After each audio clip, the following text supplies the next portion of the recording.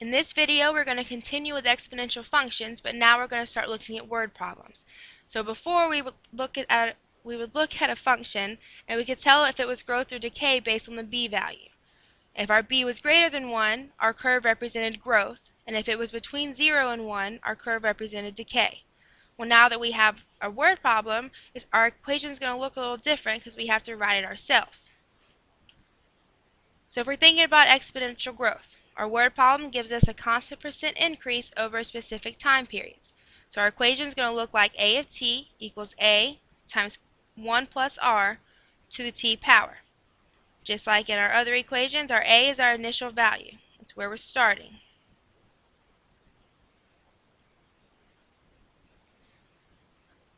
The r is our growth rate, which will be given to us in the problem. And the t is our time. Now keep in mind, the time is not necessarily a year or a certain amount, it's the time away from where we started.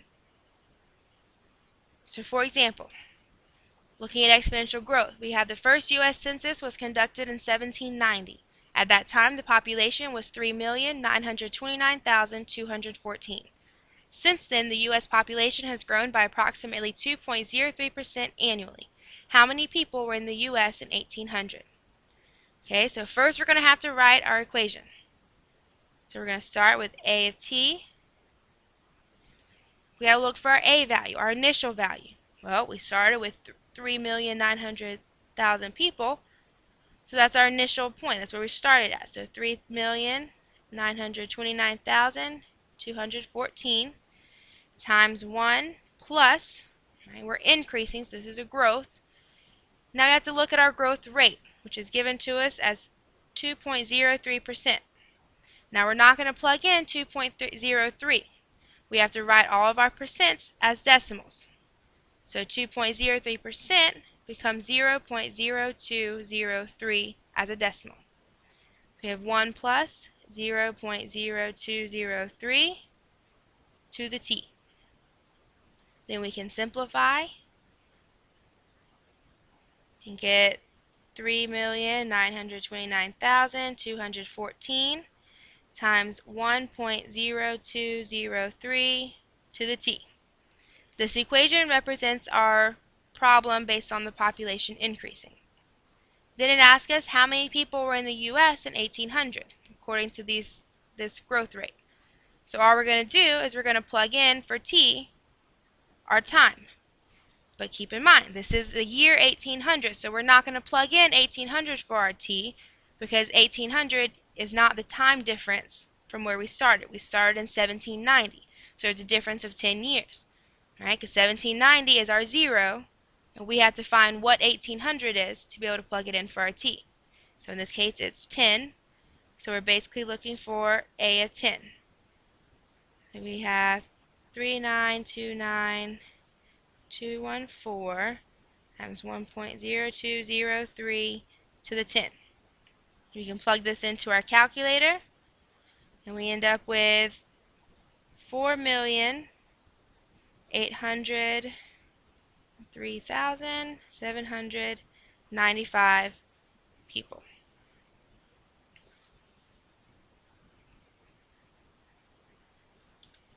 We also have exponential decay if our value is decreasing.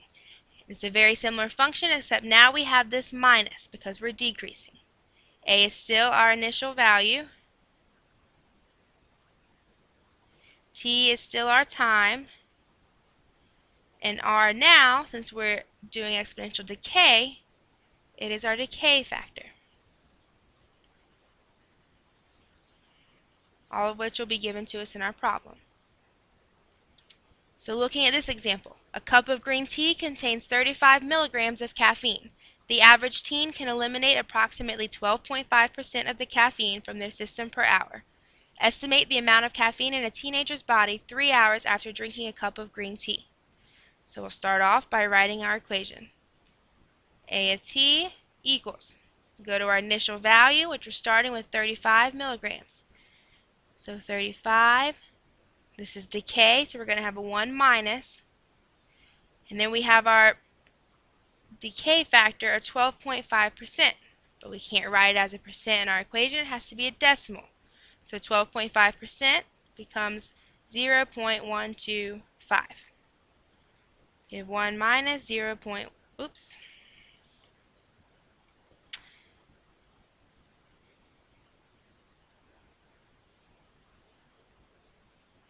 Let's try that again. 0.125 to the t. We can simplify, so we get a of t equals 35 times 0.875 to the t. And it wants us to estimate the amount of caffeine after 3 hours. Alright, so our time is just going to be 3 hours. Because we start at 0 hours and we're looking for 3 hours, so we're going to be looking for a of 3. So we have 35 times 0.875 cubed. When you plug that in, you should get 23.45 milligrams.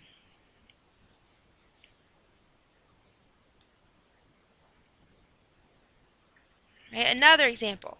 Let's look first to see if it is growth or decay. Teen spending is expected to grow 3.5% annually from $79.7 billion in 2006. Estimate how much teens will spend in 2004.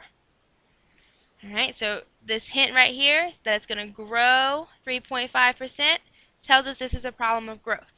So we're going to be using a of t equals a times 1 plus r to the t. Alright, so we'll just start filling it in. A of t equals, our initial value is 79.7 billion. Now keep in mind this is billion. Alright, so 79.7 times 1 plus, our growth rate is 3.5%, which we can't write as a percent, so it becomes 0.035 to the t. We can simplify it again. So we end up with 79.7 times 1.035 to the t. We want to estimate how much teens will spend in 2014. Remember, we're not going to plug in 2014 because our 0 year was 2006. So compared to where we started, 2014 is 8 years later. So we're going to plug in 8. We have 79.7 times 1.035 to the 8. And we end up with 104.95. And remember, this is billion. So this year, if it had stuck to this curve, teens would have spent $104.95 billion, which is a lot of money. In our last example, a new SUV depreciates in value each year by a factor of 15%. How much is the SUV worth after 20 years? So another hint we can look at is depreciates. That tells us it's decay. Okay, so we're going to be using a of t equals a times 1 minus r to the t. So to start filling in what we know, our a is our initial value, which isn't even in here. There's supposed to be a picture with this, which I forgot to put in. Had a lovely car, or an SUV. So here is my SUV. Alright, it had a lovely sale price of $20,000. That's part of the problem that I forgot to put in here. My apologies. Here's another wheel. Alright, so our initial value is $20,000. Alright, and it says it depreciates, so we have 1 minus, out of value by a factor of 15%. Now remember, this 15% we can't put in there as 15. It becomes 0.15. So 1 minus 0.15 to the t. We keep simplifying.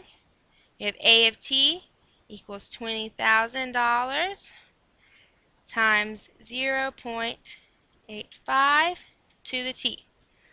Notice in all of these that we've been doing, when we simplify to get our b value, we still end up with a value that's either 0 to 1 or greater than 1. So keep that in mind. We're still doing the same growth and decay, it's just we have to write our own equations. Alright, so now we want to know how much is the SUV worth after 20 years. So all we're going to do is we're going to plug in 20 for t. We end up with 20,000 times 0.85 to the 20. And if you are lucky enough to have an SUV keep going for you after 20 years, it'll only be worth $775.19 about. And that is how we write equations from word problems.